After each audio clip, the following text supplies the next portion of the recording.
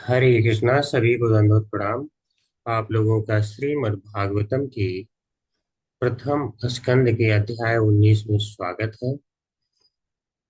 अध्याय का नाम है श्री सुखदेव गोस्वामी का प्राकट्य।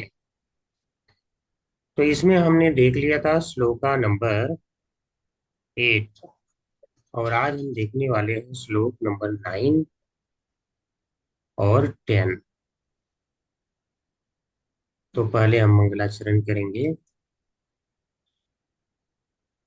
फिर आगे बढ़ेंगे।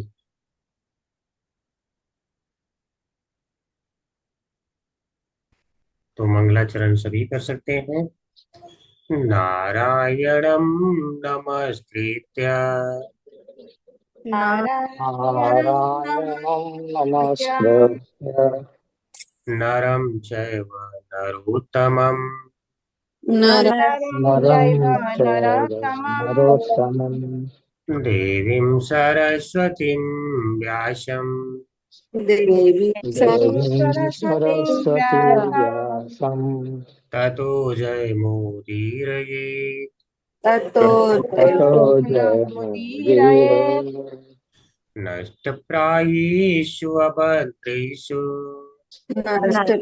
नष्टप्रायेषु भद्रेषु नित्यं भागवत सेवया नित्यं नित्यं भगवति भागवते सेवया सेवया भगवती उत्तमा श्लोके भगवति भगवते उत्तमश्लोके उत्तमाश्लोके भक्तिरभवती नैष्ठिके भक्तिर्भवति भक्तिर्भवते नैष्ठिकी।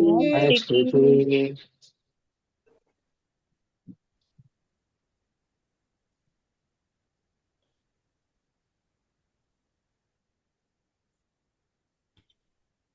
तो आज हम देखने वाले हैं श्रीमद् भागवतम प्रथम स्कंद, श्लोका नंबर 9 और 10। अध्याय का नाम है श्रील सुखदेव गोस्वामी का प्राकट्य। तो एक बार श्लोक सभी रिसाइट कर सकते हैं। तो थोड़ा सा मैं इंट्रोड्यूस कर दूं। इसके पहले हमने देखा था सारे ऋषि मुनि यहाँ पे इकट्ठा होना शुरू हो गए थे। अब उन मुनियों के नाम बताए जा रहे हैं।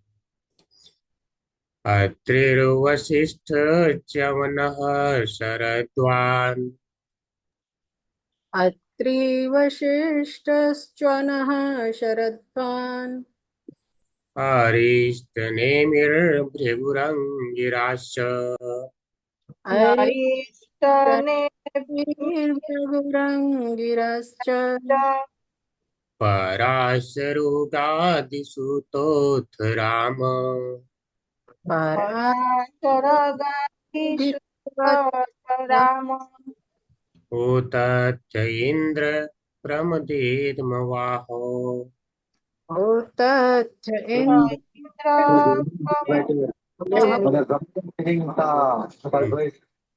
मेधातिथिर्देवलयार्तिसेडो मेधातिदेवल आरेष्टि भारद्वाजो गौतमः पीप्पलादः भारद्वाज गौतमः पिपलादः मैत्रेययोर्वः कवशः कुम्भयोनि मैत्रेय और्वशः कुम्भयोनि द्वैपायनो भगवान् नारदश्च द्वैपायन भगवान् नारदश्च सभी लोग रिसाइट कर सकते हैं चाहे तो। इतना ज्यादा डिफिकल्ट नहीं है, ध्यान से सुनेंगे तो समझ में आ जाएगा। तिर्वशिष्ठश्च शरद्वान् आर्ति वसिष्ठ शरदानसा अरिष्टनेमिर्भृगुरङ्गिराश्च अरिष्टनेमिराश्च पराशरो गादिसुतोऽथ राम पराशर गाधीसुत राम। राम। उतत इन्द्र प्रमदेद्मवाहो उत्थात इंद्र प्रमदेव वाह। मेधातिथिर्देवलयार्चिषेणो मेधातिथि देवलास आस्ति मेधातिथिर्देवलास्तिसेन सेनो। भारद्वाजो गौतमः पीप्पलादः भारद्वाज भारद्वाज गौतम विप्ललादः पिप्लाद। मैत्रेय और कवशः कुम्भयोनि मैत्रेय कवच कवश कुंभियोनि। कुम्भि द्वैपायनो भगवान् नारदश्च द्वैपायनो द्वैपायनो भगवान् नारदश्च। नारदस्य।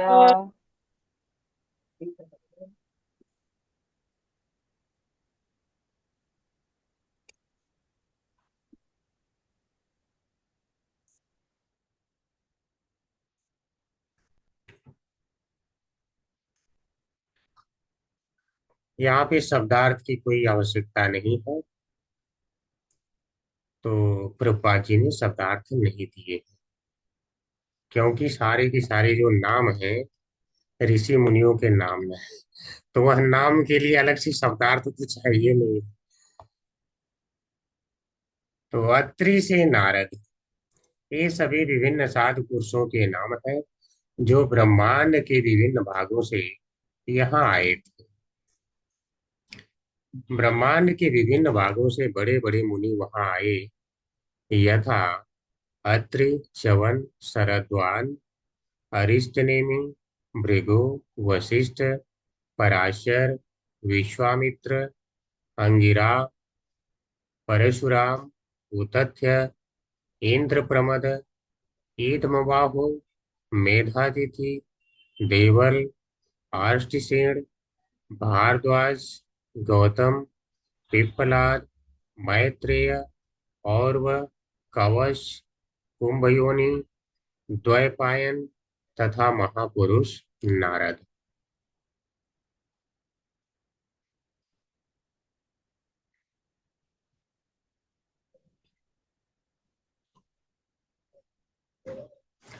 ओम नमो भगवते वासुदेवाय। ओम नमो भगवते वासुदेवाय। ओम नमो भगवते वासुदेवाय। ओम ज्ञानतिमिरान्धस्य ज्ञानञ्जनशलाकया चक्षुरुन्मिलितं तस्मै श्रीगुरुवे नमः। श्रीचैतन्यमनोभीष्टं स्थापितं येन भूतले स्वयं रूपः कदा मह्यं ददाति स्वपदान्तिकम्। वन्देऽहं श्रीगुरो श्रीयुत्पदकमलं श्रीगुरून् वैष्णवांश्च श्रीरूपं सागरजातं सगणरघुनाथान्वितं तं सजीवं साधुवैतं सावधूतं परिजनसहितं कृष्णचैतन्यदेवं श्रीराधा कृष्णपादान् सगणे ललिता श्रीविशाखान्वितांश्च नमो विष्णुपादाय कृष्णप्रेष्ठाय भूतले श्रीमते भक्तिवेदांत स्वामी निधि नामिने नमस्ते सारस्वते देवी गौरवाणी प्रचारिणे निर्विशेषा शून्यवादी पाश्चात्य देशतारिणे वाञ्छाकल्पतरुभ्यश्च कृपा सिन्धुभ्यैव च पतितानां पावनेभ्यो वैष्णवेभ्यो नमो नमः। हे कृष्ण करुणा सिंधु दीनबंधु जगतपते गोपेश गोपिका कांत राधा कांत नमोस्तुते।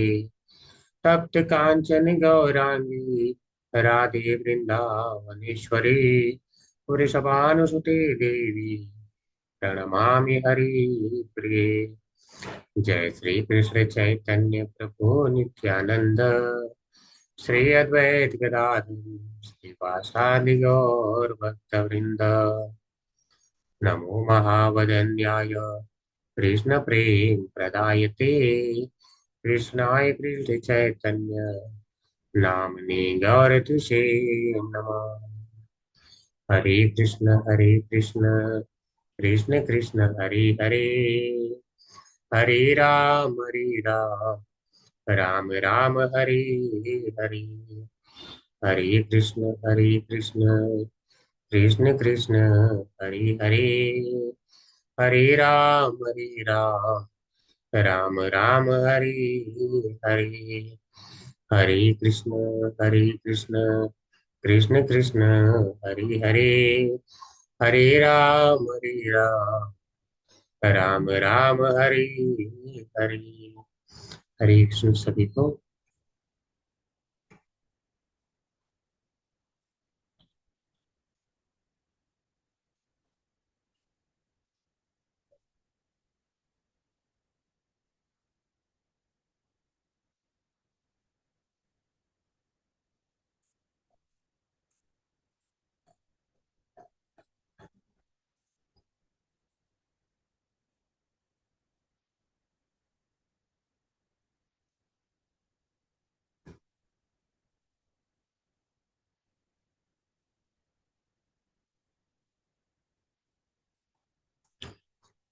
ठीक है, एक बार और इसको रिसाइट कर सकते हैं श्लोक को।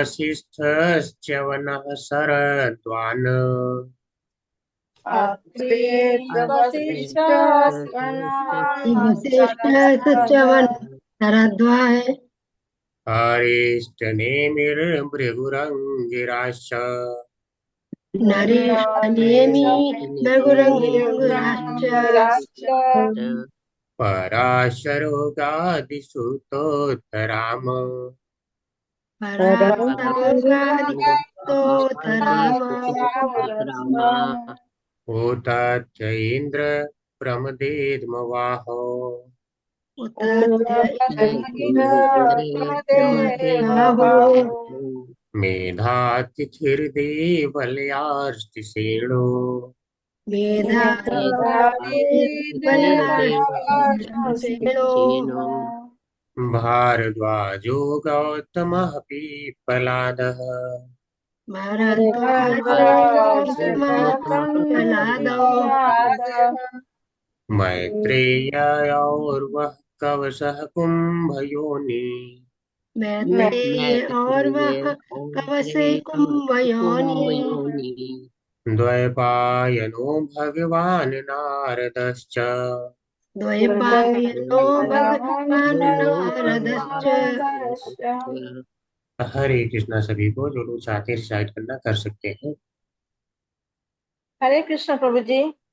अत्रि वसिष्ठ च वनः शरदान् नारीष्टनेमि भृगुराङ्गिराश्च पराशरगाधिसुतरथ राम उतस्त इन्द्र प्रमदेभ्यवाहो मेधातिथि देवल अष्टिसेन भारद्वाज गौतमः पिप्ललादः मैत्रेय आर्यः कवशः कुम्भयोनि।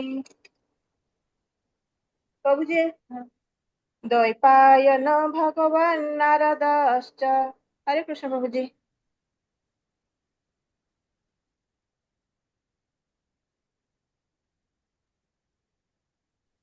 हरे कृष्णा प्रभु जी, थोड़ा सा स्क्रॉल नीचे कर दीजिए।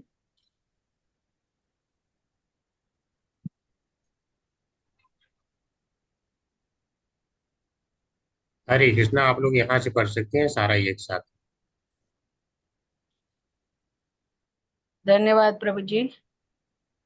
अत्रेर्वशिष्टश्च नः शरद्वान् अरिष्टनेमिर्भृगुरङ्गिरश्च पराशरोगादिसुतोऽत्थराम उत्थत्य इन्द्र प्रमेदद्मवाहो मेधातिथिर्देवलयारष्टिषेणो भारद्वाजो गौतमः पिप्पलादः मैत्रेय्य और्वः कवशः कुम्भयोनि द्वैपायनो भगवान् नारदश्च। हरे कृष्ण प्रभु जी। हरे कृष्णा प्रभु जी।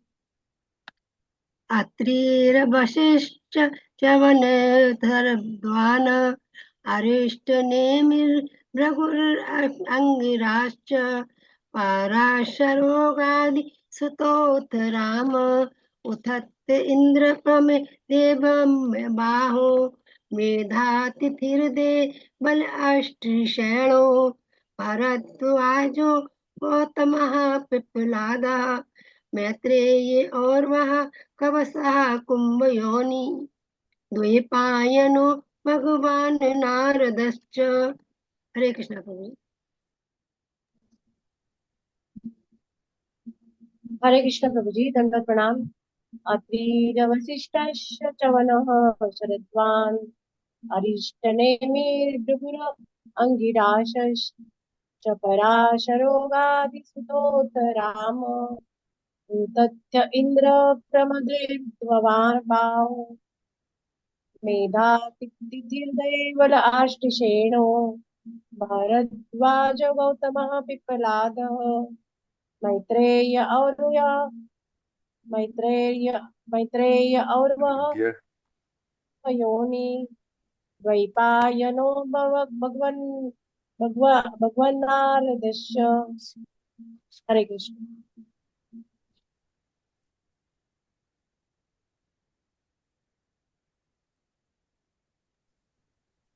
हरे कृष्णा सभी को। ठीक है, आप लोगों ने बहुत अच्छा रिसाइट किया। जो नहीं रिसाइट कर पाए हो घर पे प्रैक्टिस बाद में कर सकते हैं। तो अब हम आगे बढ़ेंगे, समझेंगे। तो अब इसमें समझने का कुछ तो समझ में नहीं आ रहा होगा, क्या समझे, ऐसा ही लग रहा है ना। अभी तो नाम देख इसके रहे प्रभु पहले जी। ओके।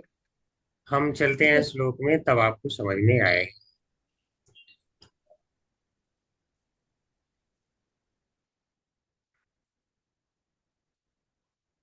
तो इसके पहले वाला श्लोक आपने देखा था। उस अवसर पर बड़े बड़े मेधावी विचारक अपने शिष्यों के संग एवं अपनी उपस्थिति के द्वारा तीर्थ स्थानों को निश्चय ही पवित्र करने वाले मुनिगण तीर्थ यात्रा के बहाने वहां आ पहुंचे। बहुत श्लोक सुंदर था कि तत्रोपजगमुर्भुवनम पुनाना महानुभावा मुनयः सशिष्याः प्रायेण तीर्थाभिगमापदेशैः स्वयं हि तीर्थानि पुनन्ति सन्तः।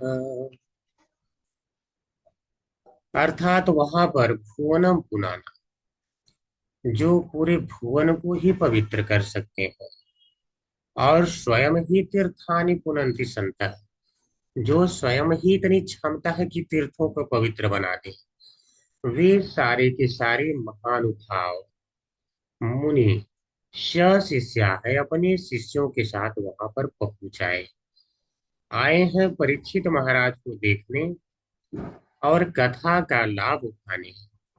लेकिन बहाना क्या है?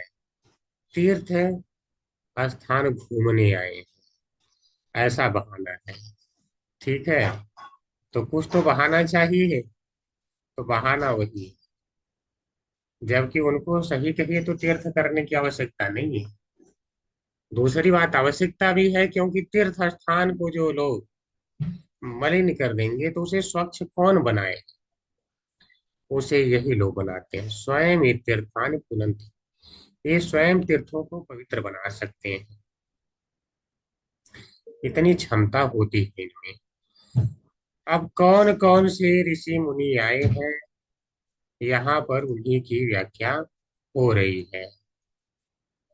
तो कह रहे हैं वहां पर अत्रि अत्रि आए हैं, वशिष्ठ वशिष्ठ आए हैं, च्यवनः अर्थात च्यवन, शरद्वान शरद्वान आए हैं, अरिष्ट नेमि, अरिष्ट नेमि, और भृगु, भृगु मुनि, और कौन इनके भाई साहब यहाँ हैं, अंगिरा, यानी अंगिरा मुनि भी आए। पराशरु, यानी पराशर मुनि। गाधिसुतो, गाधिसुत विश्वामित्र को कहा जाता है। गाधी नाम के राजा थे, उनके ये पुत्र है विश्वामित्र, इसलिए इनको गाधिसुत के नाम से बोल देते हैं। राम, राम यानी परशुराम भी आए। आप सोचिए कितने महान महान लोग आए। वो तथ्य, वो तथ्य, और इंद्र प्रमद, इंद्र प्रमद आए हैं। ईदम वाहु, ईदम वाहु आए हैं। आपने जिन ऋषियों के नाम नहीं सुने हैं वो सभी आए हैं, और जिनके सुने हैं वो तो आए ही है। मेधातिथि, और देवल, और आर्ष्टिसेन है, और कौन है, भारद्वाज, गौतम, पिप्पलाद, मैत्रेय। मैत्रेय वही हैं जिनसे विदुर जी ने भगवत ज्ञान लिया था। और वह कवच, कुंभ योनि, द्वैपायन, द्वैपायन व्यास जी को कह रहे हैं, और भगवान नारद आए हैं। ठीक है।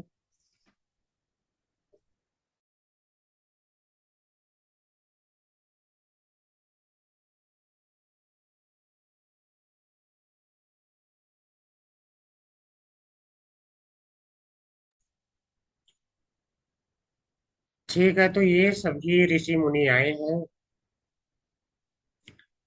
तो देखिए, क्लियर बात तो यह है कि अन्य किसी आचार्य ने यह जरूरी नहीं समझा कि इन ऋषि मुनियों के बारे में आप लोग जानें। उन्हें ऐसा नहीं लगता। ठीक है, उन्होंने नाम बता दिया, हाँ ये ब्रह्मांड के विभिन्न भागों से आए। अर्थात केवल ऐसा नहीं कि सारी पृथ्वी पर ही निवास कर रहे हैं वही आए। यह समाचार पूरे ब्रह्मांड में चला गया था कि महाराज परीक्षित, अब वहां वो बैठे हैं, कहीं अनाउंसमेंट नहीं किए हैं कि जाइए और हर जगह खबर दे दीजिए, लेकिन सारे मुनियों को खबर हो गई है और वो यहाँ पर आ गए हैं। ठीक है, और इसीलिए प्रभुपाद जी ने कहा ब्रह्मांड के विभिन्न भागों से आए। ऐसा नहीं कि केवल जो पृथ्वी पे निवास कर रहे हैं उनको खबर हो गई है, उन्हें समाचार प्राप्त हो गया, वही आए। लेकिन प्रभुपाद जी अपनी कृपा को प्रदर्शित करते हुए इन ऋषियों के बारे में, मुनियों के बारे में कुछ कुछ बातें यहाँ पे बताए हैं, उन्हें हम देखेंगे। ठीक है, एक एक के बारे में हम पढ़ते जाएंगे और थोड़ा थोड़ा जानते जाएंगे। हरे कृष्णा माता जी, पढ़ने का मौका दे सकते हैं। केवल एक ऋषि के बारे में एक ड्यूटी पढ़ सकते हैं। हरे कृष्णा, उर्मिला माता जी पढ़ें।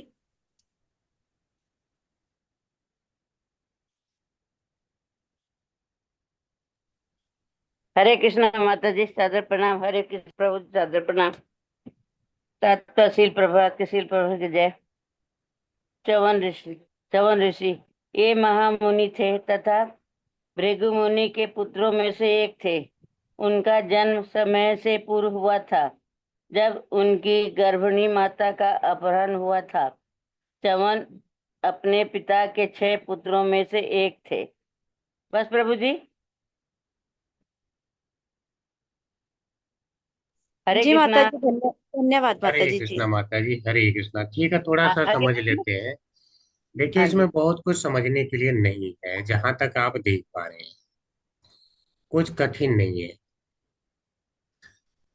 तो प्रभुपाद जी ने इतना ही उचित समझा, तो इतना ही जानिए, ये महामुनि थे। तो महामुनि तो सारे महामुनि ही आ रहे हैं। ठीक है, महानुभाव हैं सारे, आप देख चुके हैं।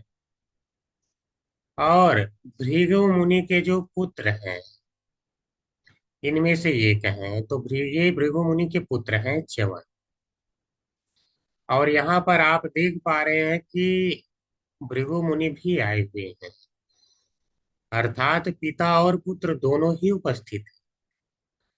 और दूसरी बात, आपको खुशी की बात यह बताना है कि इतने बड़े बड़े यहाँ पे ऋषि और मुनि हैं, यहाँ तक कि नारद जी हैं, और श्रीमद् भागवतम के रचयिता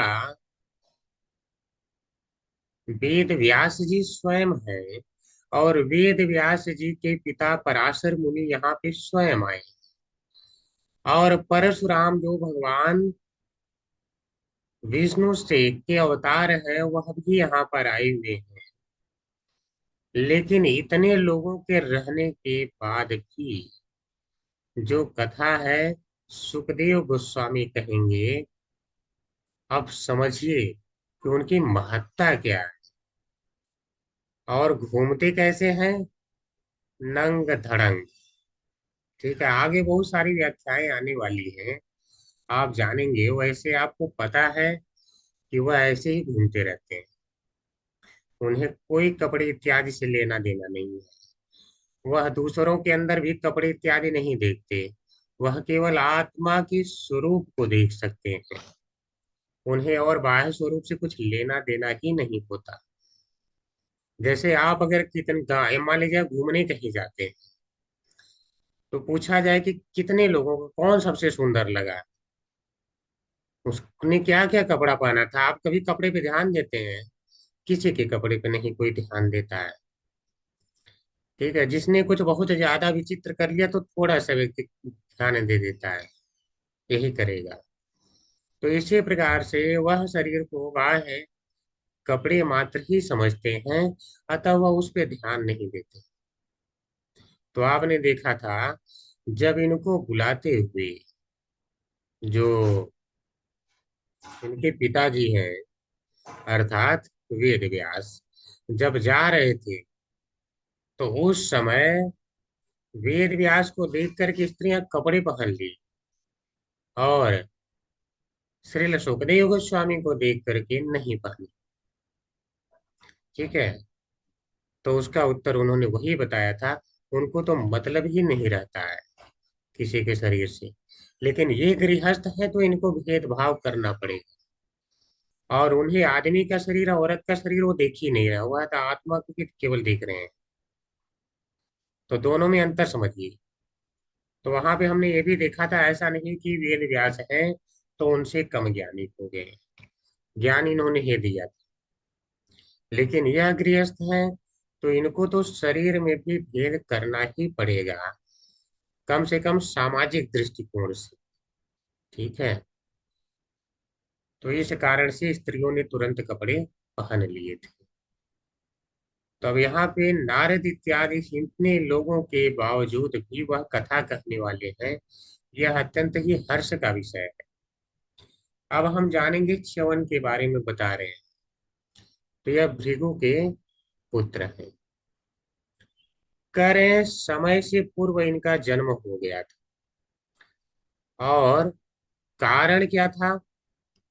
इनकी माता जब गर्भ धारण की थी तो उस समय उनका अपहरण हुआ।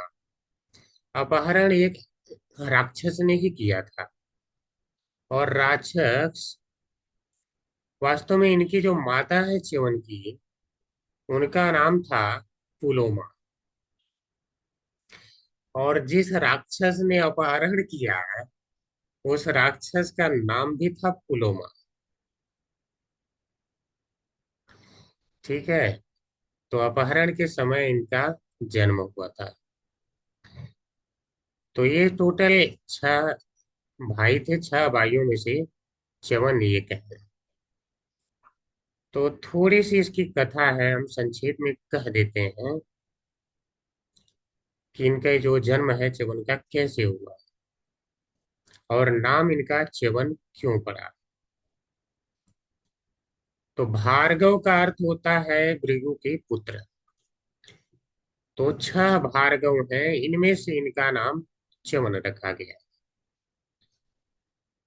जब इनकी माता बहुत छोटी थी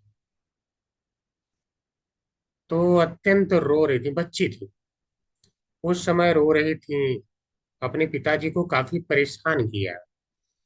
तो इनके पिताजी ने बस यूं ही हंसी हंसी में डराने के लिए बच्चे को कह दिया कि राक्षस, तुम उठा ले जाओ इसे। और वहीं पर पुलोमा नाम का एक राक्षस, और उस राक्षस ने सीरियस ले लिया बात को। बोला अच्छा मैं उठा ले जाऊं? तो फिर कहा ये तो बहुत बच्ची है, अब बड़ी हो तो उठा ले जाए, बच्ची को हम क्यों उठा के लेके जाए। अच्छा ठीक है, मैं इसका आज वरण कर लेता हूँ। आज से यह मेरी पत्नी रही, मैंने यह निश्चय कर लिया है, और यह जब बड़ी हो जाएगी तब मैं इसे लेकर के जाऊंगा। तो यहाँ से एक बात तो पता चलती है शास्त्रों से, कि बच्चों को कभी भी मजाक मजाक में भी कुछ इस तरह की बातें नहीं कहनी चाहिए। और महाभारत में इसका उल्लेख है कि ऐसा ना हो कि मजाक में आप कुछ कहें और उसका कहीं ना कहीं कुछ अलग ही प्रभाव पड़ जाए, क्योंकि वाणी अपना प्रभाव छोड़ती है। और कुछ लोग अपने बच्चों को इसी प्रकार से कुछ जानवरों के नाम से पुकार देते हैं, अरे क्या कुत्ते जैसी हरकत कर रहा है, क्या सुअर जैसी हरकत कर रहा है, इस तरह की बातें कह देते हैं। तो जो लोग इस तरह से कहते हैं, तो उस नाम नाम का देखिए बहुत बड़ा प्रभाव होता है। जिसका अच्छा नाम होता है तो उसके ऊपर अच्छा प्रभाव जाता है, और जब बुरा नाम ऐसा पुकारा जाता है तो नाम के अनुसार वह व्यक्ति जो है फिर से रिएक्ट करता है, प्रतिक्रिया करता है, फिर वह स्वभाव धीरे धीरे उसका बनने लगता है। आप देखेंगे कुछ बच्चों को नाम देके चिढ़ाया जाता है, तो वह उसी के स्वभाव के अनुसार फिर जो है बुरा व्यवहार करने लगते हैं। तो नाम का भी प्रभाव आता है। अब जब अब मान लो बच्चा है, उसे पहले से ही आप कलेक्टर और ये सब सपने दिखा रहे हैं, तो बार बार वह सुनेगा तो वह ऊंचे ही पद पर पहुंचेगा। श्रवण का बहुत बड़ा प्रभाव पड़ता है। अगर श्रवण आप करते हैं तब आपकी मति भगवान में लगी होती है, और श्रवण न करें तो क्या तब भी लगी रहेगी? संभव नहीं है। तो इस प्रकार से उसने निश्चय कर लिया कि हम इसे बड़ी हो जाएगी तो लेकर के जाएंगे। लेकिन जब वह बड़ी हुई तो उसका पूरा मंत्र विधि उच्चार के साथ में उनके पिता ने भृगु से कर दिया।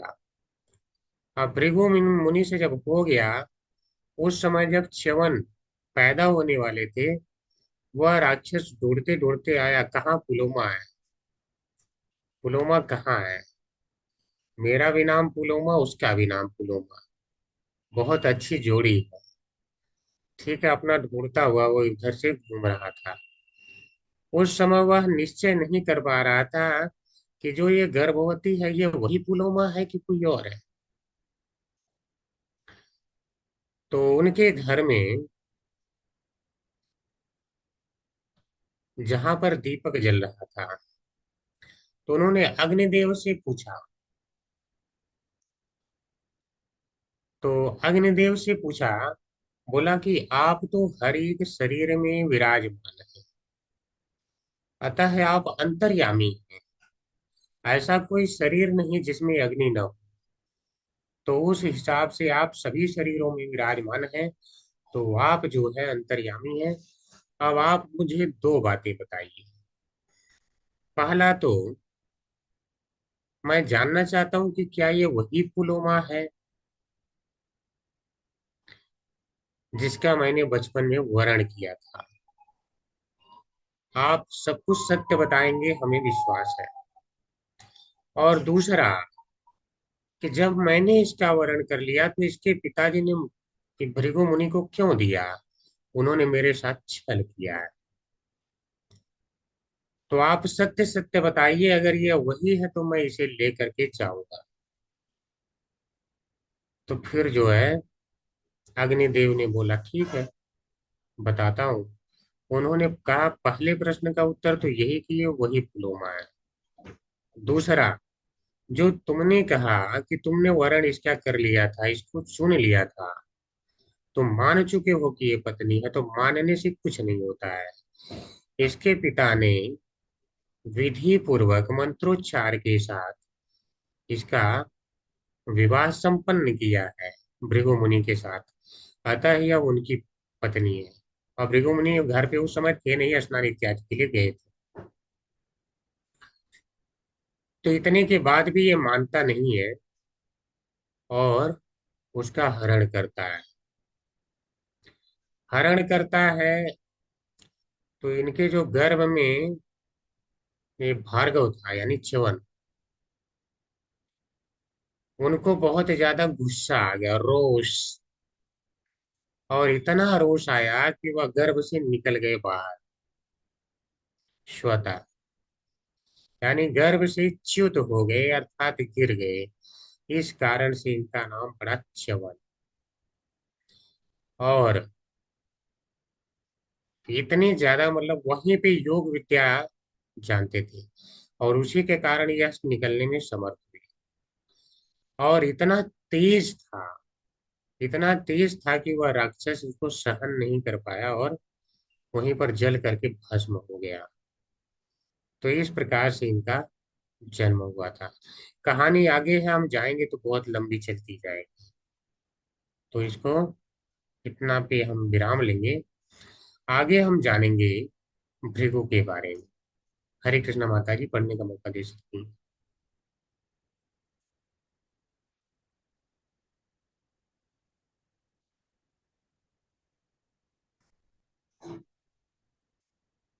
हरे कृष्णा प्रभु जी। सरिता माता जी शायद है नहीं, और ठीक है, टर्न आप मेरी। हाँ, टर्न मेरी है तो मैं पढ़ लेती हूँ प्रभु जी। ठीक है, आप भी मौका दे सकती हैं सभी को। ठीक है प्रभु जी, तो अभी मैं करूँ कि नेक्स्ट को रीड करने के लिए मौका दूँ? आपकी इच्छा है माता जी, आपको होस्ट। ठीक है प्रभु जी। तो आशा देवी माता जी आप पढ़ लीजिए।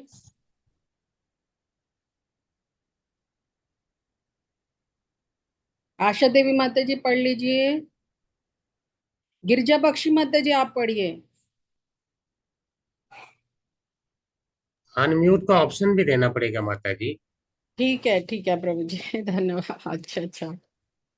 ए, हम्म, तो आशा देवी माता जी को देखती हूँ पहले। हरे हाँ, कृष्ण माता जी। क्षमा चाहती हूँ हरे माता जी। कृष्ण। पढ़िए हरे पढ़िए। कृष्ण प्रभु जी। शिला प्रभुपाद की जय। शिला प्रभुपाद द्वारा भृगु, जब ब्रह्मा जी वरुण की ओर से महान यज्ञ कर रहे थे, तब महर्षि भृगु यज्ञ को अग्नि से उत्पन्न हुए थे। वे महर्षि थे और उनकी प्रिय पत्नी पुलोमा थी। वे दुर्वासा, नारद तथा अन्यों की भांति अंतरिक्ष में विचरण कर सकते थे, और वे ब्राह्मण के सारे ग्रहों में विचरण जाया करते थे। कुरुक्षेत्र युद्ध के पूर्व उन्होंने युद्ध रोकने का प्रयास किया। कभी उन्होंने भरद्वाज मुनि को खगोल खगोल शास्त्र की शिक्षा दी थी, और वे महान ज्योतिषी शास्त्र भृगु संहिता के रचयिता है। उन्होंने बताया कि किस प्रकार आकाश से वायु, अग्नि, जल तथा पृथ्वी उत्पन्न होते हैं। उन्होंने बताया कि उदर में वायु किस प्रकार कार्य करती है और अंतों का अवस्थित करती है। महान दार्शनिक के रूप में उन्होंने जीव की। हरे कृष्ण माता जी। हरे कृष्ण, धन्यवाद माता जीव जी। की साक्षात की तर्क से स्थापित किया। महाभारत में वे महान नृत्य व शास्त्रीय थे। उन्होंने बहुत काल पूर्व विकास के सिद्धांत का प्रतिपादन किए थे। वे वर्ण श्रम व्यवस्था के वैज्ञानिक प्रतिपादकों में थे। उन्होंने क्षत्रिय राजा वृषभास को ब्राह्मण बनाया। हरे कृष्ण प्रभु जी। हरे कृष्ण माता जी। ठीक है, तो भृगु जी के बारे में बता रहे हैं। ब्रह्मा जी के ही पुत्र हैं, और जब वरुण की ओर से यज्ञ करवा रहे थे, उस समय जो है यज्ञ की अग्नि से ही उत्पन्न हुए थे। ब्रह्मा जी के वीर से उत्पन्न है, अतः यह ब्रह्मा जी के पुत्र है। वे महर्षि थे, उनकी प्रिय पत्नी पुलोमा थी। इसकी व्याख्या हमने कर दिया है। सामर्थ्य इनका देखिए कितना, भृगु मुनि का। वे दुर्वासा, नारद तथा अन्यों की भांति अंतरिक्ष में विचरण कर सकते थे, और वे ब्रह्मांड के सारे ग्रहों में विचरने जाया करते थे। तो अब देखिए, हमारे अंदर तो नहीं क्षमता है, और हम लोग कहते हैं कि हम हमारा विज्ञान बहुत आगे बढ़ गया है। देखिए, केवल ऐसा नहीं कि इसी भूलोक में विचरण कर रहे हैं, कह रहे हैं कि पूरे अंतरिक्ष में कहीं भी, और ब्रह्मांड के सारे ग्रहों में विचरने जाया करते थे। और यह आप लोग पीछे पढ़ चुके हैं कि जहां पर उन्हें नारद मुनि को महर्षि वेदव्यास स्वयं कहते हैं कि त्वं पर्यटन्नर्कैव त्रिलोकीम् अंतश्चरो वायुर्युवात्म साक्षी। कहे त्वं पर्यटन अर्क इव त्रिलोकीम्, आप तो तीनों लोकों में ही भ्रमण करते रहते हैं, और ये कहीं कंडीशन नहीं है कि केवल इसी ब्रह्मांड के लोकों में, तो वो कहीं भी जा सकते हैं। तो ऐसी क्षमता है भृगु मुनि की। और इनकी इच्छा थी कि कुरुक्षेत्र का युद्ध रुक जाए, लेकिन नहीं हो पाया था। तो सारे ऋषि मुनि भी साक्षी हैं उस युद्ध के, वहां पहुंचे थे। ये लोग भी देखने अदृश्य रूप में है वहां पे। और इन्होंने भारद्वाज मुनि को खगोल शास्त्र की शिक्षा दी। ठीक है, एस्ट्रोनॉमी अभी भी लोग सीख रहे हैं। अब कोई कहे नहीं ये तो नया विज्ञान है, आज हम भिन्न भिन्न ग्रहों इत्यादि के बारे में अध्ययन कर रहे हैं, तो ऐसा नहीं है। भारद्वाज मुनि को इन्होंने शिक्षा दी थी, अर्थात ये उसके पहले से जानते हैं। और वे महान ज्योतिष शास्त्र बृहद भृगु संहिता के रचयिता हैं। तो बृहद भृगु संहिता जो लोग जानते हैं, वो लोग आपके साथ क्या क्या होने वाला है भविष्य में पूरा बता सकते हैं। आप कहेंगे ज्योतिष शास्त्र सटीक हो सकता है, नहीं भी हो सकता है। अगर आप विचार करें तो जो महाराज परीक्षित हैं, इनके बारे में पहले ही भविष्यवाणी हो चुकी थी कि इनका जन्म कैसा होगा, कर्म कैसा होगा, मृत्यु के समय क्या क्या होगा। सब कुछ पहले से भविष्यवाणी मुनियों ने कर दिया था। अब दूसरी बात ये आती है कि जब व्यक्ति कुछ कर्म करता है, तो कर्म के अनुसार यह नियत हो जाता है कि आगे उसके साथ क्या होने वाला। तो उस आधार पर ज्योतिष शास्त्र जो है बता सकता है। लेकिन जो महाराज परीक्षित है, यह भक्त है, और इनके जीवन में जो घटना हुई, यह भगवान की इच्छा से हुई, आप जानते हैं। लेकिन फिर भी मुनियों ने बता दिया था क्या होने वाली है। तो आप समझ रहे हैं कि भगवान जो बड़े बड़े ऋषि मुनि हैं, उनके अंदर अपने गुण को प्रकाशित करते हैं। और इसे आपने पढ़ा है पिछले अध्याय में ही, महत गुणत्वात्यम अनंतम माहो, अर्थात अनंत शक्तिर भगवान अनंतो महत गुणत्वात् अनंतमा।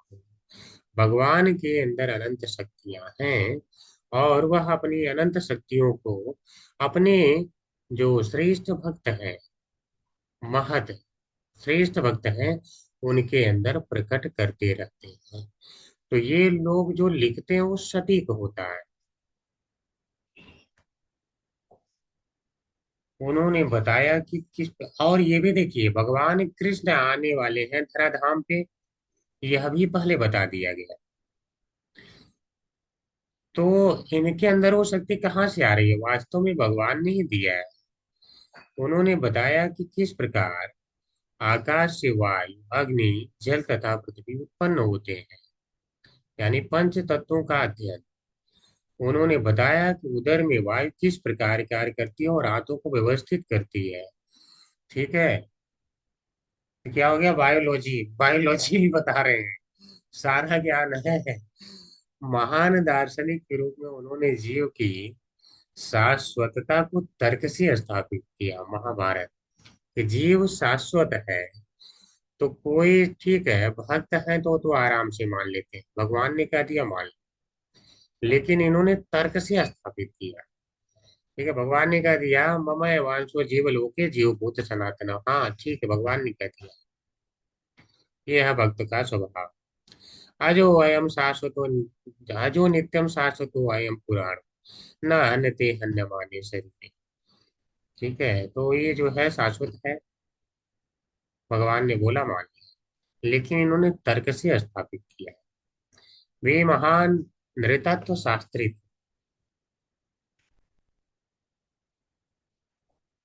यानी मानव शास्त्री। ठीक है, मानव शास्त्री बताते हैं कि समाज में क्या क्या होने वाला है, उसका विकास का क्रम क्या होगा, आज के लक्षणों को देख करके भविष्य में क्या क्या परिवर्तन होंगे, यह सब का अध्ययन वो कर सकते हैं। उन्होंने बहुत काल पूर्व विकास के सिद्धांत का प्रतिपादन किया। वे वर्णाश्रम व्यवस्था के वैज्ञानिक प्रतिपादकों में से थे, यानी वर्णाश्रम व्यवस्था के बारे में समझाया। उन्होंने क्षत्रिय राजा वीतहब को ब्राह्मण बनाया। तो देखिए पहले क्या होता था, जब कर्म और गुण अगर ब्राह्मण के हो गए तो व्यक्ति ब्राह्मण हो जाता था। तो वीतहव्य क्षत्रिय है, लेकिन उन्होंने ब्राह्मण बनाया। वशिष्ठ, देखिए श्रीमद् भागवतम 1.9.6, तो वशिष्ठ मुनि के बारे में 1.9.6 ये आप लोग पहले ही पढ़ चुके हैं। तो अब हम पढ़ेंगे पराशर मुनि के बारे में। हरे कृष्णा माता जी। हरे कृष्णा प्रभु जी। गिरिजा बख्शी माता जी पढ़ लीजिए, मैं ऑप्शन दे रही हूँ आपको, अनम्यूट कीजिए अपने आप को। हरे कृष्णा प्रभु जी, हरे कृष्णा माता जी। श्री प्रभुपाद की जय। तात्विक प्रभुपाद द्वारा पराशर, पराशर वे वरिष्ठ मुनि के पौत्र तथा व्यासदेव के पिता है। वे महर्षि क्षत्रि के पुत्र थे और इनकी माता का नाम अदृश्यति था।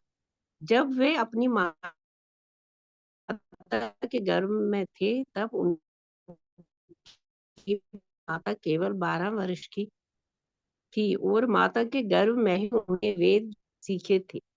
उनके पिता का वध, अतः इसका बदला लेने के लिए उन्होंने संपूर्ण संसार को विनष्ट करना चाहा, किंतु उनके पिता में वशिष्ठ ने उन्हें रोका। तब उन्होंने राक्षस वध यज्ञ संपन्न किया, लेकिन महर्षि पुलस्त्य ने उन्होंने रोका। सत्यवती से आकृष्ट होने पर उन्होंने व्यासदेव की प्राप्ति हुई।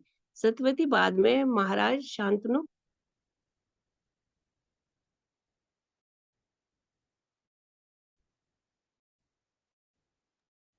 हरे कृष्णा माता जी। सत्यवती सुगंध फैलाती थी। वे भीष्म, माता जी ये तो 2 ही लाइन है ना। अब सत्यवती मिलों तक सुगंध फैलाती थी। वे भीष्म की मृत्यु के समय भी उपस्थित थे, वे महाराज जनक के गुरु थे और शिवजी के महान भक्त थे। वे अनेक वैदिक शास्त्रों तथा समाज शास्त्रीय निर्देशों के कृतकार है। हरे कृष्ण। हरे हरे कृष्णा। कृष्ण। धन्यवाद माता। हरे कृष्ण। तो पराशर मुनि, पराशर मुनि जो है व्यास देव के पिता हैं और वशिष्ठ मुनि के पौत्र, ठीक है। अर्थात वशिष्ठ मुनि के पुत्र हैं शक्ति, और शक्ति के पुत्र हैं पराशर, और पराशर के पुत्र हैं व्यासदेव। ये महर्षि शक्ति के पुत्र थे और इनकी माता का नाम था अदृश्यति। अदृश्यति यानी पराशर की माता का नाम अदृश्यति। अब विशेष क्या है इनके बारे में बता रहे हैं कि जब वे अपनी माता के गर्भ में थे तब उनकी माता केवल 12 वर्ष की थी। पहला विशेष, केवल 12 वर्ष, और माता के गर्भ में ही उन्होंने वेद सीखे थे। तो लोग कहते हैं अरे बहुत तेज बुद्धि वाला है ये तो, क्या माँ के पेट से ही सीख के आ गया है क्या सारी बातें। ठीक है, लोग मजाक मजाक में कहते हैं। और यहाँ देख रहे हैं शास्त्रों में अनेक उदाहरण है जहां पर लोग माता के गर्भ से सीखे। ठीक है, जैसे अभिमन्यु ने भी सीखा था। और यहाँ पराशर मुनि के बारे में आप देख रहे हैं, उनके पिता का वध कलमाश पाद नामक असुर ने किया था, यानी शक्ति शक्ति को मार दिया था। अतएव इसका बदला लेने हेतु उन्होंने संपूर्ण संसार को विनष्ट करना चाहा। इन्होंने कहा अगर मेरे पिताजी नहीं रहे तो संसार ही क्यों रहे, क्यों रहे संसार। समझ रहे हैं कितनी शक्ति है इनके अंदर। अब ये तो शरीर की शक्ति से तो संसार नष्ट नहीं होगा, अर्थात योग शक्ति है। किंतु उनके पितामह वशिष्ठ ने उन्हें रोका, रोक दिया। संसार क्यों नष्ट करना चाहती, मेरा ही तो बेटा गया है ना, मुझे भी टेंशन है। लेकिन रोक दिया कि संसार का विनाश थोड़े न कर दोगे। तब उन्होंने राक्षस वध यज्ञ संपन्न किया, लेकिन महर्षि पुलस्त्य ने उन्हें रोका। तो आप देख रहे हैं जो यज्ञ होता है उसमें मंत्रों के आवाहन द्वारा राक्षस का वध हो जाता। जैसे सर्पों का वध जन्मेजय महाराज ने किया था, मंत्रों का आवाहन किया जाता था, सर्प उसमें आकर के गिरते जाते थे यज्ञ वेदी में। तो इस प्रकार से मंत्रों में इतनी शक्ति होती है। तो महर्षि पुलस्त्य ने रोक दिया। सत्यवती से आकर्षित होने पर उन्हें व्यास देव की प्राप्ति हुई। एक कहानी आप लोग जानते हैं, थोड़ा सा संक्षेप में कह देते हैं। सत्यवती का नाम था मत्स्यगंधा। इसका पालन पोषण एक मछुआरे ने किया था। वास्तव में एक अप्सरा थी। कुछ श्रापवश एक मछली के रूप में उसे बदल जाना पड़ा, मछली बन के रहना पड़ा। और उस मछली से पैदा हुई सत्यवती। तो मछली से पैदा होने के कारण, मछली की बेटी होने के कारण उसी की जैसे गंध मारती थी, जहां जाती थी मछली का गंध आता था इसके शरीर से, लेकिन थी सुंदर। अब अप्सरा की बेटी है, उसका भी असर आया है। शरीर मछली का था तो उसका भी असर आ गया। तो नाम था मत्स्यगंधा।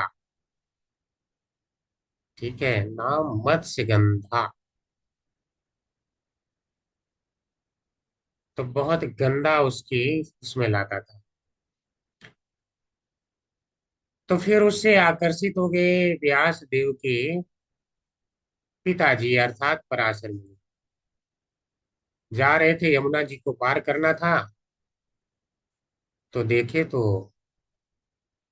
बोले कि तुमसे तो जो पुत्र पैदा होगा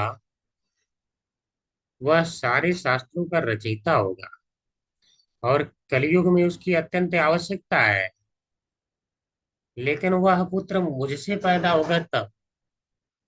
तो बोले अरे मुझसे कहाँ पुत्र पैदा करोगे, आप देख रहे हैं, आप उधर ऋषि मुनि है, उधर है कौन है, मेरे पिता है, सारे लोग कौन देखेगा, मैं आपको नदी पार करा रही हूँ, है आप मुझसे पैदा करेंगे पुत्र, मान लो होगा भी तो क्या समाज कहेगा। तो उन्होंने कहा ठीक है, तो उन्होंने कहा बस कोहरा ला दिया, चारों तरफ कोहरा, कहे अब तो कोई नहीं देख सकता। तो मत्स्यगंधा बोली मेरे शरीर से इतनी गंध आती रहती है, आप कैसे मेरा संग कर सकते हैं। तो बोले बात तो सही है। तो उन्होंने अपने योग बल से उसको ऐसा कर दिया कि उसके शरीर से सुमन की खुशबू आने लगी, अर्थात पुष्प की, और मीलों तक सुगंध फैलती थी, मीलों तक सुगंध फैलती थी। इसके बाद उसने कहा देखो, आपने अगर पुत्र पैदा किया हमसे तो मेरा कौमार्य भंग हो जाएगा, समाज क्या कहेगा, जिस समाज का आप उत्थान करना चाहते हैं वही समाज तो मुझे जो है हीन दृष्टि से देखेगा। तो बोले ठीक है, अब तुम्हारा कौमार्य भी हम तुमको आशीर्वाद देते हैं, नहीं भंग होगा। तो बोले ठीक है, जब ऐसी बात है तो बोली सबको तो पता चल जाएगा मेरा ही पुत्र है, मेरा पुत्र कहाँ मैं लेके जाऊंगी। तो बोले हाँ, ये भी तुम्हारी कंडीशन सही है। तो बोले चलो ये भी नहीं पता चलेगा। तो वहां छोटा सा द्वीप पे इन्होंने जन्म दिया बच्चे को, और द्वीप पे जन्म देने के कारण इनका नाम था द्वैपायन। कौमार्य भंग नहीं हुआ, पैदा होते ही चले गए तपस्या के लिए, और वही बाद में सारे पुराणों का, वेदों का जो भी है सारा रचना किए का आपको पता है। तो शांतनु महाराज निकले घूमने घूमने, बोले चलता हूँ शिकार करके आता हूँ। तो बोले कहाँ से इतनी अच्छी खुशबू आ रही है। तो ये स्वयं हो गए शिकार। ठीक है, बोले अब तो इससे हमारा जो है विवाह होना चाहिए। तो जाके बातचीत किए, और कैसे कैसे है काफी लंबी कहानी है। ठीक है, बस समझ जाइए उनसे विवाह हो गया। पराशर के आशीर्वाद से ही सतवती मीलों तक सुगंध फैलाती थी। वे भीष्म की मृत्यु के समय भी उपस्थित थे। पराशर मुनि वे महाराज जनक के गुरु थे और शिव जी के महान भक्त थे। ठीक है, शिव जी के महान भक्त हैं। वे अनेक वैदिक शास्त्रों तथा समाज शास्त्रीय निर्देशों के कृतिकार भी हैं। ठीक है, हरे कृष्णा सभी को। आज यहीं पर हम विराम लेंगे। अगर किसी का कोई प्रश्न है तो कर सकते हैं, आपके पास अनम्यूट का पावर दे दिया गया है।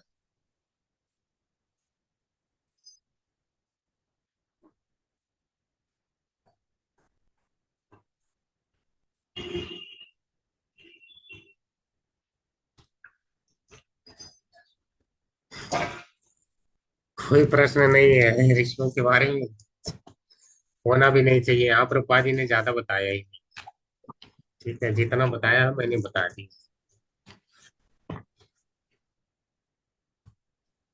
ठीक है, तो भगवान के प्रचार प्रसार में लगे रहिए। और हरे कृष्णा प्रभु जी, यहाँ पे वो भरद्वाज मुनि होना चाहिए प्रभु जी। वो शरद्वाज कैसे ऐसे लिखा था, मिसप्रिंट हो गया है क्या?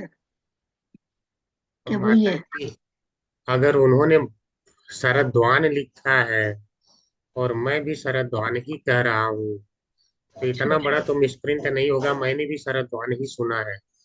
तो आप संदेह मत करिए, उसमें भरद्वाज भी आएगा, शरद्वान भी आएगा, दोनों ही आएगा, भरद्वाज भी दूसरे कोई मुनि है मतलब, दोनों उनके ही बारे में? आया। ठीक है, ठीक है, हरे तो जब कृष्ण दोनों आया है तो अर्थात दोनों अलग अलग है। जी। जी, तो आज इसको हम यहीं पर छोड़ेंगे, इसको हम कल समाप्त करेंगे। बन जाएगा पार्ट 2। हरे कृष्ण प्रभु जी, दंडवत प्रणाम। कृष्णा माता जी। प्रभु जी, हमारे गोत्र फिर ये मुनियों के नाम से ही आते हैं ना, वो क्या? हाँ, ऋषि मुनियों के नाम से आते हैं। उनके जो वंश परंपरा में आते हैं या उनके शिष्य परंपरा में आते हैं, उनसे गोत्र बने। इसकी भी व्याख्या आगे की जाएगी। अच्छा, जी। ठीक है, धन्यवाद। हरे कृष्णा माता जी। हरे कृष्ण प्रभु जी, दंडवत प्रणाम। हरे कृष्णा माता जी। हरे कृष्ण प्रभु जी। हरे कृष्णा माता जी। सत्यवती को पहले से पुत्र था क्या प्रभु जी? हाँ, वेद व्यास पहले से पुत्र है उनके। ठीक है प्रभु जी, हरे कृष्ण। जी। जी ठीक है। अमरेंद्र प्रभु जी। हरे कृष्णा जी अमरेंद्र प्रभु जी, प्रभु जी। दंड प्रणाम प्रभु जी। हरे कृष्णा। जी। हरे कृष्णा। और प्रभु जी, जो प्रश्न उत्तर कैसा चल रहा है? ठीक ठाक चल रहा है? हाँ, अभी तो रिस्पांस मिल रहा है प्रभु जी। मिल रहा है अपना नहीं? ठीक। हाँ, मोर देन 30-35 तक आ रहा है। ठीक है, तो कोई बात नहीं है। कम से कम इस ग्रुप में जितने हैं तो हम चाहेंगे वो तो जरूर करें। हाँ, बाकी है, लगभग सभी कर रहे हैं प्रभु जी। बाकी अन्य ग्रुपों के ठीक है, उनको लग रहा होगा कि हम करेंगे तो गलत हो जाएगा, तो लोग क्या कहेंगे, इस नहीं, मेरे भावना से जब प्रभु जी, तक। जी। प्रभु जी, मैं क्या समझता हूँ, सभी लोग ट्राई करते होंगे, सबमिट नहीं करते होंगे। क्योंकि इच्छा तो सबको रहती है ना, क्या है जाए जान लें। जान लेते हैं, बाद में छोड़ देते हैं। ट्राई सभी करते होंगे, इसमें तो कोई दो मत नहीं है, क्योंकि पता चल जाता है। अब जैसा है, अच्छा है, कम से कम ट्राई कर रहे हैं तो भी बहुत अच्छी बात है। जी। लेकिन सबमिट करें तो यहाँ पे थोड़ा सा मनोबल बढ़ता है कि हाँ, इसके लिए कोई प्रयास कर रहे हैं इतना। तो हम यही निवेदन करते हैं कि सभी लोग, अन्य ग्रुपों वाले भी अगर रिकॉर्डिंग सुने तो अवश्य प्रयास करें। इससे जो प्रश्न बना रहे हैं उनका मनोबल बढ़ता है। वो पोस्ट कर रहे हैं। कम से कम बनाना इतना आसान नहीं है, एक बार जरूर पढ़ना पड़ता है, तब जाके प्रश्न बनते हैं। पढ़ना पड़ता है, सुनना पड़ता है, कहीं हर चीज का अर्थ समझना पड़ता है, तब जाके प्रश्न बनते हैं। क्योंकि प्रश्न अगर गलत बन गया तो अगले पे प्रभाव जाएगा। इसलिए मैं प्रभु मेहनत। जी, हमारी गलती भी सुधर जाती है। जी जी। प्रभु जी, एक क्वेश्चन है Prabhu ji, can I ask? जी। हरे कृष्ण प्रभु जी। हरे प्रभु जी, आप मतलब डेली वी हैव टू मतलब चैंटिंग करते हैं ना प्रभु जी, हरे कृष्ण महामंत्र। So in yoga system there are 7 chakras in your body, but वो योगा में हीलिंग करते रहते हैं वो लोग। सो तो अपन हरे कृष्णा महामंत्र चैंटिंग करते रहे तो ऑटोमेटिक वो चक्रास हीलिंग हो जाते प्रभु जी। नहीं तो फिर अपन भी योगा सिस्टम में जाके वो हीलिंग करना पड़ता। दिस इज माय डाउट प्रभु जी। हरे कृष्णा। माता जी, देखिए, चाहे योग हो चाहे ज्ञान योग हो। One sorry Prabhu ji, one more thing कि अपन हरे कृष्णा महामंत्र भक्ति में है ऐसे योगा सिस्टम नहीं जाके chanting system we are preparing.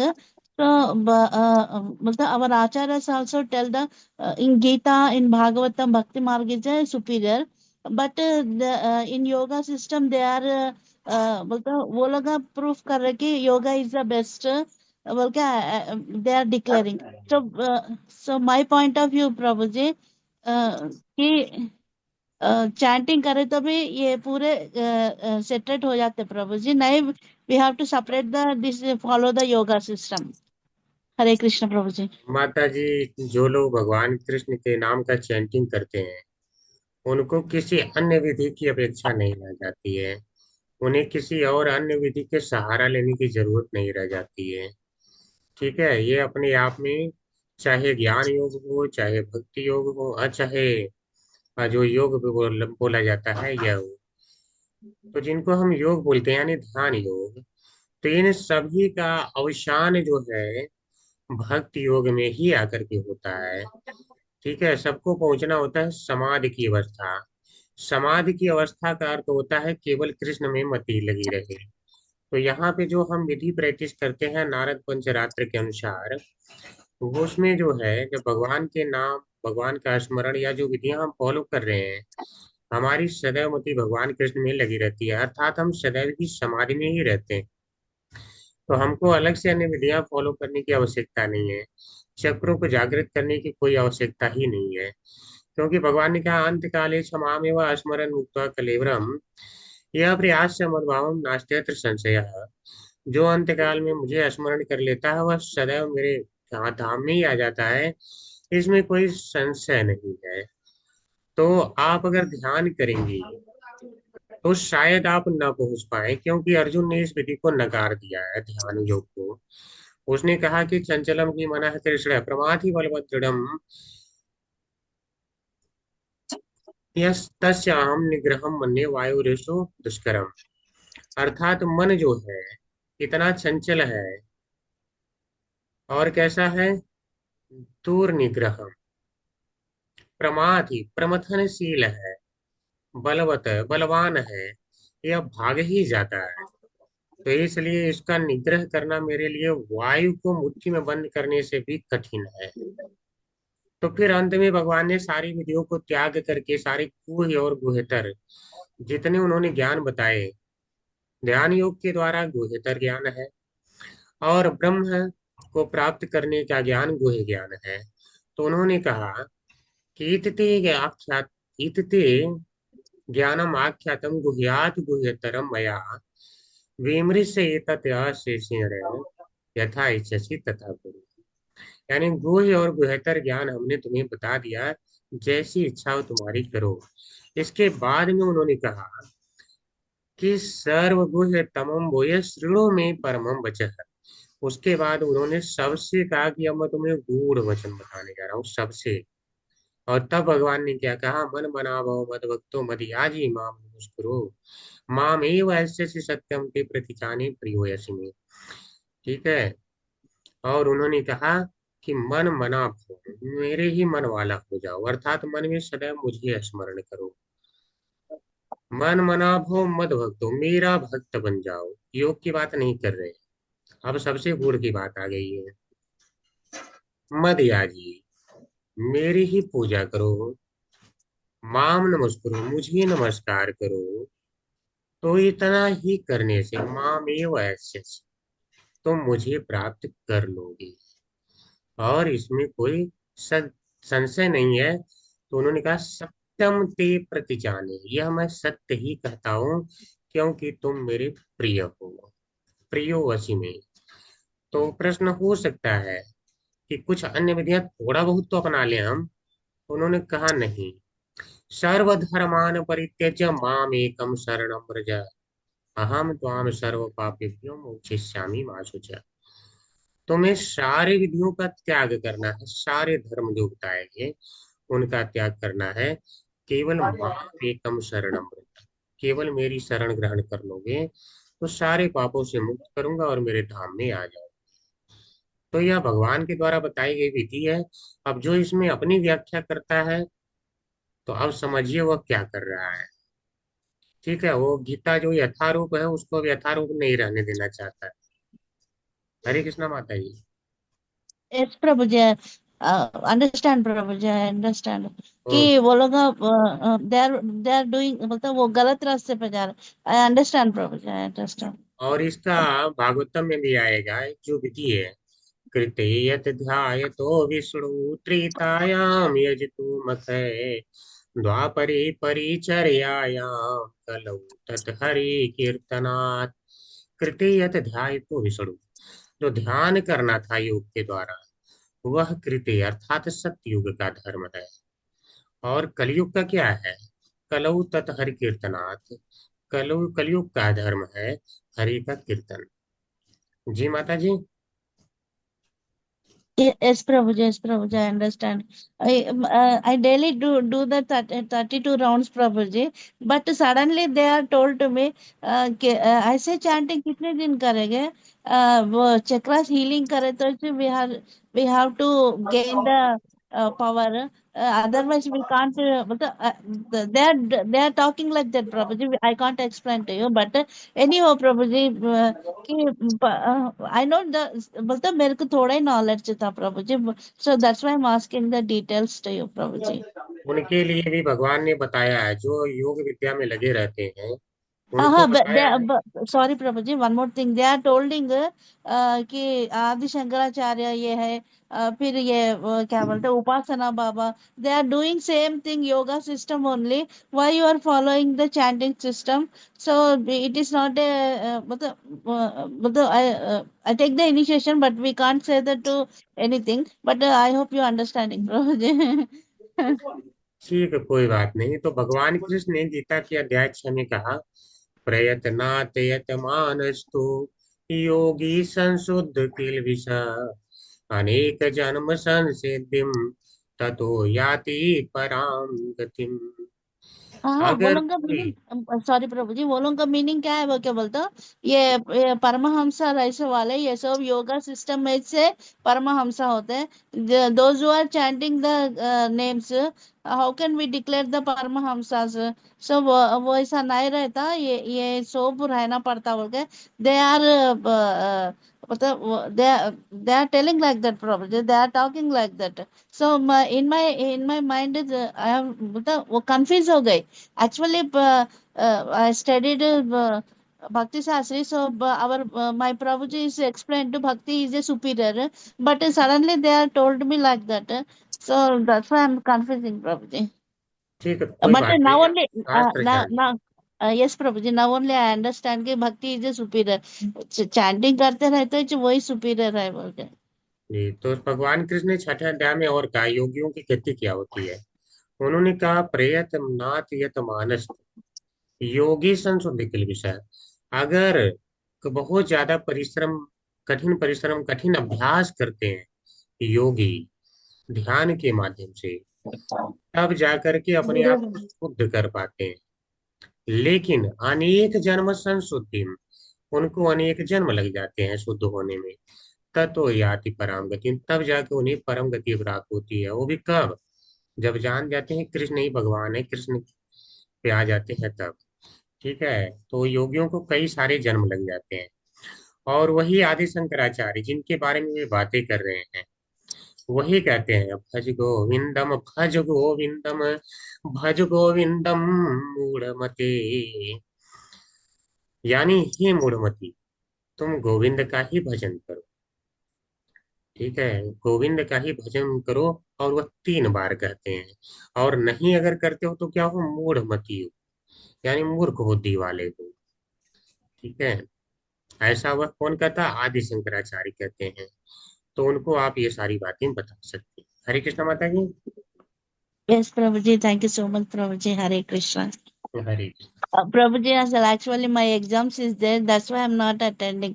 The Thursday is my Sloka oral test, Prabhuji. Bhakti Vaibhav courses, Telugu department I will joining. Namanishta Prabhuji given the permission to me. So that's why I'm not attending these classes, Prabhuji. I'm really very sorry for that, no Prabhuji. Problem माता जी। अगर आप attend नहीं कर पाती हैं तो recording daily रहती है, आप डेली सुना करिए।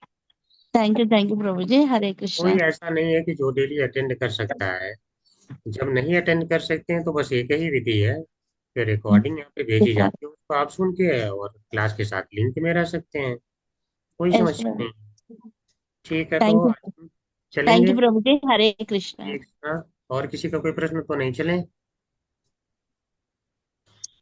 वाञ्छाकल्पतरुभ्यश्च कृपा सिन्धुभ्येव च पतितानां पावनेभ्यो वैष्णवेभ्यो नमो नमः। अनंत कोटि वैष्णव वृंद की जय जय, जय प्रभुपाद की जय Jai. जय दासदेव की जय, Jai. जय आचार्यों की जय। Jai. जय। सभी को दंडवत प्रणाम।